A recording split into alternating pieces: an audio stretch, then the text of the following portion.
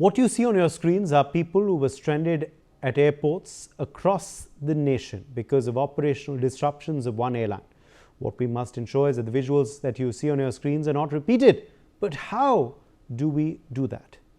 Well, to counter and prevent what you saw just now, the Ministry of Civil Aviation has given a no objection certificate to 3 new airlines. Hello and welcome to Deep Dive on NewsX with me, Uday Pratap Singh. Today we're going to be deciding everything you need to know about these airlines. Let's start out by telling you about what is an NOC. An NOC is the crucial first regulatory hurdle cleared, allowing these companies to proceed with aircraft acquisition, slot bookings and applying for the full air operator certificate from the DGCA. None of them are operational yet. They're all in the setup phase with launches fixed for 2026. Let's break down each one in detail. Their backing groups, owners, financial plans, operational strategies, as well as timelines. Well, starting off with Shankh Air, which actually received its NOC a bit earlier than the others, making it the most advanced amongst the trio. Shankh Air is based in Noida, Uttar Pradesh, and aims to become the state's first scheduled full-service airline. Think premium seating, meals included, and a more traditional carrier experience, unlike the low-cost models dominating India today. The airline is promoted by Shankh Aviation Private Limited, with its operational base likely to be the upcoming Noida International Airport in Jewar. Though initial flights might use Lucknow as a hub, key focus will be on connecting Uttar Pradesh, cities like Lucknow, Varanasi and Gorakhpur to major metros such as Delhi, Mumbai and Bengaluru. On the ownership side, details are limited in public domain, but it's backed by investors eyeing regional growth in one of India's most populous states. Financials aren't fully disclosed yet as it's pre-operational, but the model suggests starting with a small fleet. Reports mention plans for Airbus A320 family aircraft, beginning with perhaps 3 planes and then scaling up. Shankh Air positions itself as a full-service carrier, potentially offering better in-flight services to differentiate from budget giants. Launch timeline is expected to start commercial operations in 2026 after securing the AOC and aircrafts. This could be a game changer for UP's connectivity, especially with Jewar Airport set to boost traffic.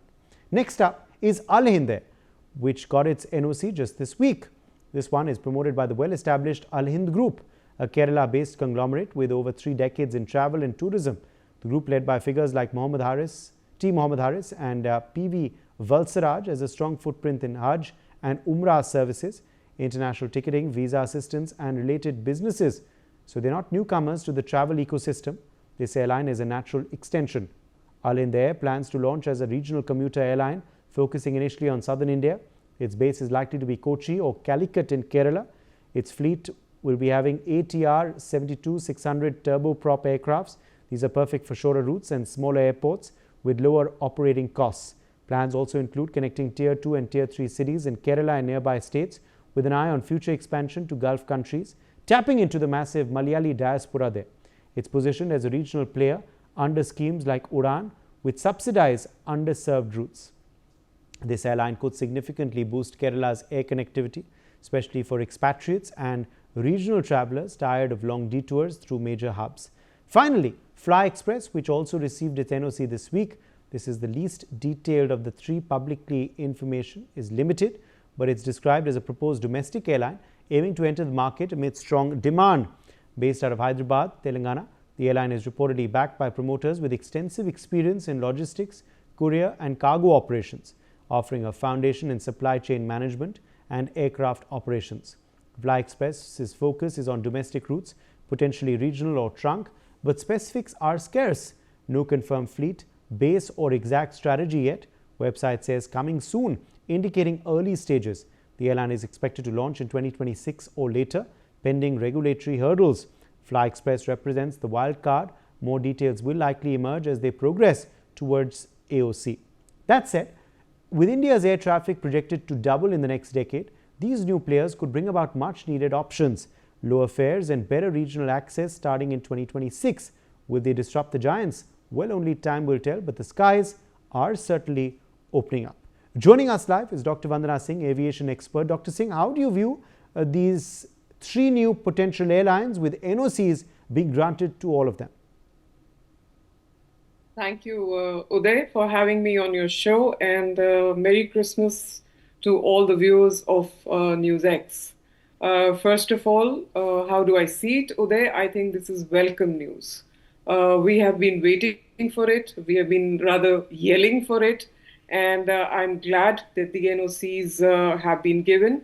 And that paves the way. It gives them a green signal to, start planning the operations for these three new airlines. This is very, very important, Uday, because we cannot allow a duopoly. We have seen what has happened in the recent times, where a lot of passengers and a lot of people have really suffered in the hands of one monopolistic carrier. And we have also seen the other two, which don't have much share. Now we are looking at healthy competition, which means lower fares, more competition, better service, all of that for the passengers within the domestic connectivity, which is basically now with the Udan scheme, Uday, that has been extended by 10 years.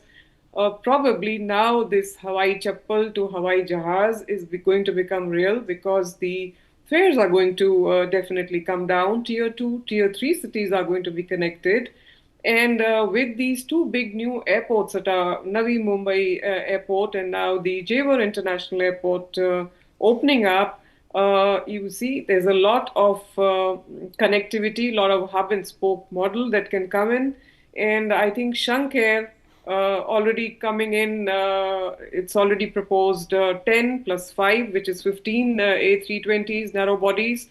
I think that's excellent. Full service carrier coming in. Al-Hind coming in. Of course, they've been very much involved in Umrah and Hajj operations, as we spoke of, and really catering more of South India.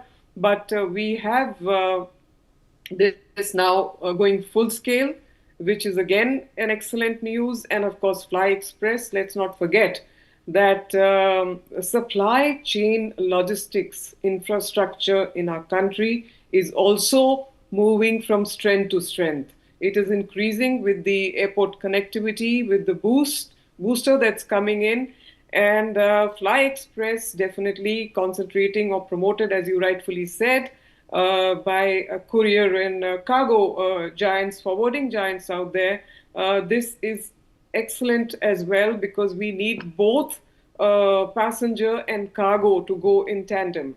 I may point out here, Uday, that at this point of time, even as we speak now, there has been lot of congestion and lot of problems with supply chain management and supply chain logistics within our country. And cargo, which is really required, is getting stuck due to the fact that the belly hold is offloading that cargo, because Yes. there is very less belly capacity out there. Over to you. Also, this is the need of the hour, don't you believe, Vandana Singh, where we need more airlines. We had discussed it earlier that perhaps monopoly, duopoly is what causes messes like we saw earlier this year with the Indigo crisis, and that's something that our aviation sector does not need. Absolutely, Uday, it doesn't need. If you look at the US, like we had discussed earlier, there are at least 5 or 6 strong carriers out there, plus there are 80 other carriers. So obviously, no kind of monopoly or duopoly is allowed. It cannot be allowed in any business for that matter, especially aviation business, where you're putting everything in the hands of one player or two players. It is very, very unhealthy and very, what should I say, dangerous for a country like ours, which is now going to be the third largest aviation market in the world. Rightfully said, passenger traffic tripling, in fact, as we see it, and we cannot let that happen. So therefore, I think right step forward. Now the next is, of course, the regulatory norms that they ease out any kind of bureaucratic or red tapeism or whatever has come in the way. Turbine fuel, the GSTs, everything needs to be looked at so the airlines are viable there. It's very important that they are viable, they run, they grow, and they bloom, really. And with that, the passenger traffic blooms, the cargo connectivity improves, and I think it's a win-win-win situation then for everybody. Over to you there. All right, Dr. Vandana Singh, appreciate you joining us with your perspective on this segment.